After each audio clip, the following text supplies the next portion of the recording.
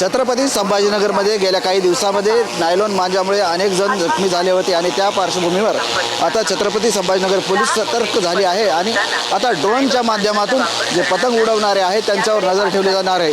आपण या ठिकाणी बघू शकता की सांस्कृतिक मंडळ याच्या मैदानावर या ठिकाणी ड्रोनचे प्रात्यक्षिक घेण्यात येत आहे आणि या ड्रोनला स्पीकर पण लावण्यात आलेले आहेत। त्या स्पीकरच्या माध्यमातून नागरिकांना सूचना देण्यात येणार आहेत की कोणीही नायलॉन मांजा वापरून पतंग उडवू नये किंवा लहान मुलांच्या हातात पतंग उडवताना लहान मुलांना उडवायला देऊ नये अशा सूचना नागरिकांना पोलिसांच्या वतीने करण्यात येणार आहेत। हे ड्रोन शहरातल्या विविध भागात फिरणार आहेत आणि आकाशातून जमिनीवर हे ड्रोन लक्ष ठेवणार आहेत आणि या ठिकाणी आपण बघू शकता की पोलिसांच्या वतीने या ठिकाणी प्रात्यक्षिक सुरू आहे आणि शहरामध्ये जे काही गेल्या काही दिवसामध्ये नायलॉन मांजामुळे अनेक जण जखमी झाले त्या पार्श्वभूमीवर आता ड्रोनच्या माध्यमातून या ठिकाणी पोलीस लक्ष ठेवणार आहेत। आपण बघू शकता की ड्रोनला स्पीकर जोडलेले आहेत आणि स्पीकरच्या माध्यमातून नागरिकांना सूचनाही देण्यात येणार आहेत।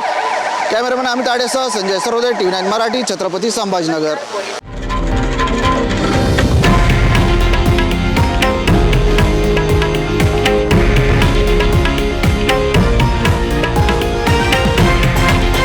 हे आहे देशातील नंबर 1 न्यूज नेटवर्क आणि आपण पाहत आहात TV9 मराठी, एकमेव।